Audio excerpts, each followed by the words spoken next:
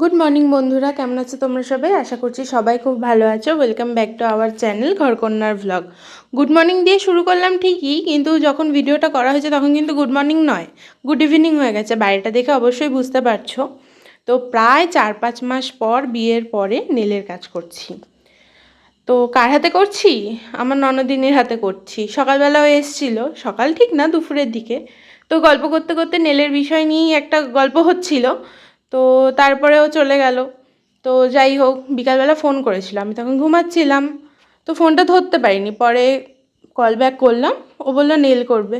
আমি ঠিক আছে, চলে আসো, তাহলে করে দিচ্ছি, কোনো ব্যাপার না।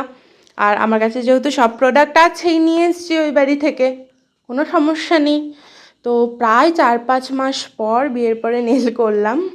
একটু হাতটা কাঁপছিল, যেহেতু অনেক দিন করা হয়নি। আর আমার প্রেশারটাও লো, এমনিতেই হাতটা কাঁপে বেশি প্রেশার লো হয়ে গেলে। তো যাই হোক, আর আমার সাথে আমার বড় একটু হেল্প করে দিল। ও নেলের কাজ টুকটাক পারে, টুকটাক কি মোটামুটি পারে ভালোই। বাফিং টাফিং সবই করে দিয়েছিল ও। আমি বললাম করো তাহলে।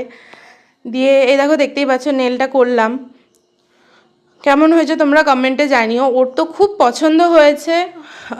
ওর লাস্টে আমি ভয়েসও দিয়েছি, ওর দেখবে রিভিউটা, ও কি বলছে।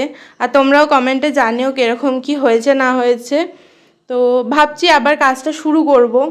তো এবার পুজোর সময় থেকেই শুরু করার ইচ্ছা আছে, তো দেখা যাক কত দূর কি হয়। খুব সুন্দর হয়েছে, খুব সুন্দর। যতটা এক্সপেক্ট করেছিলাম তার থেকেও বেশি সুন্দর হয়েছে, খুব সুন্দর হয়েছে। নেক্সট টাইম আসবে থ্যাংক তো? ইউ বৌদিদি, এত সুন্দর করে দেওয়ার ওয়েলকাম। জন্য। খুব সুন্দর হয়েছে। নেক্সট